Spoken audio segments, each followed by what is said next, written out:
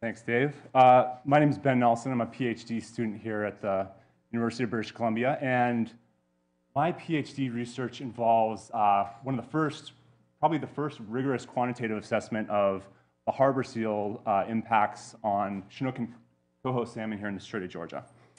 And the impetus for this research is probably this really impressive change in abundance of harbor seals that's occurred in the Salish Sea since they were federally protected in the 1970s.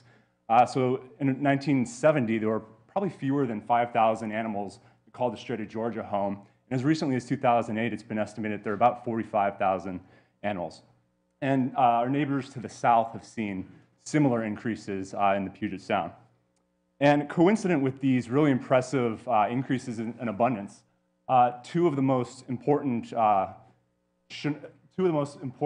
salmon species to British Columbia, Chinook and coho, have seen really marked declines in productivity and abundance. And these trends have led a lot of some scientists and a lot of fishermen to speculate that harbor seal predation might be impeding the recovery of these two really important salmon species.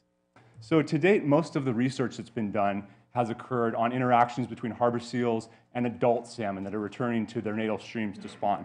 And what we really sought out to establish was the impacts that harbor seals might be having on salmon at the juvenile stage. And the reason for that is a lot of the research has suggested that the primary limiting factor for salmon populations right now occurs somewhere in the first 3 or 4 months of the salmon's life at sea.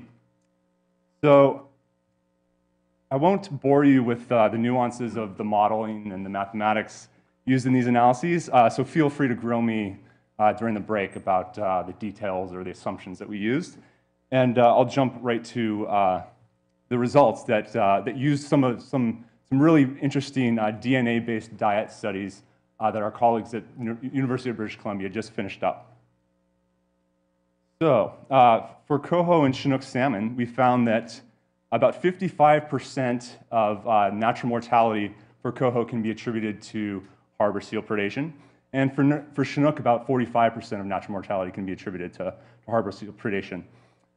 These peak mortality rates occur right when coho salmon hit the water, or the salt water, in April and May, and a little bit later for Chinook in July.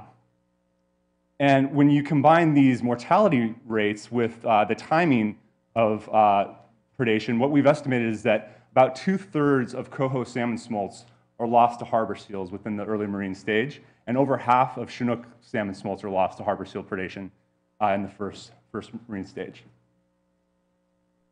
So this line of evidence seems to suggest that harbor seals are indeed having pretty important impact on the productivity and marine survival of these two very important species of salmon.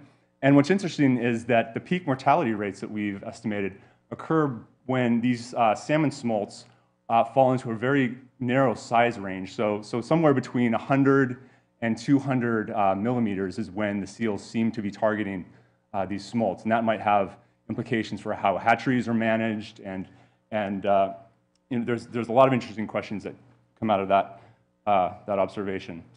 So what we'd like to do is use these mortality estimates and consumption estimates.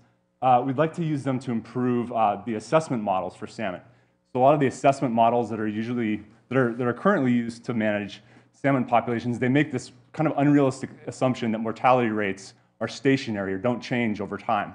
So we'd like to incorporate what we found into these models to hopefully improve their predictive ability, as well as to evaluate different management scenarios like altering hatchery releases, altering different harvest strategies for coho and Chinook.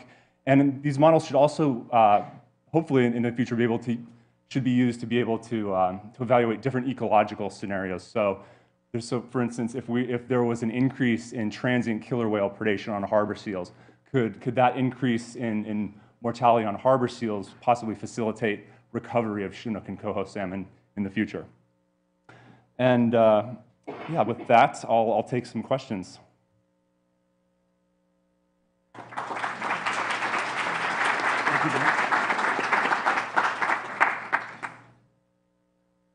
Yes.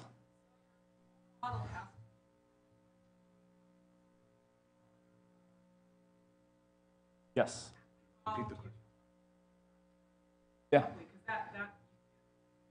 Sure. So the question was, to deduce these mortality rates, you have to have some estimate of initial smolt abundance in the spring when all these fish are released.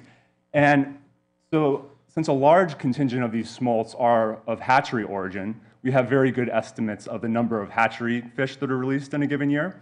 And from abundance surveys being conducted by DFO, basically that give us a fraction at any given time of wild fish to hatchery fish throughout the summer, we can essentially scale that up using that proportion to estimate the number of wild fish that are out there at the same time.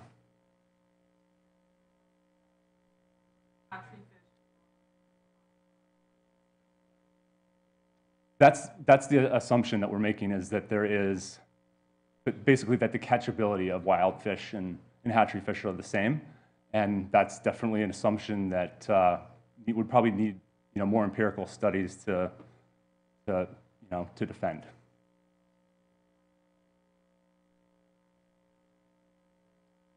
Thanks.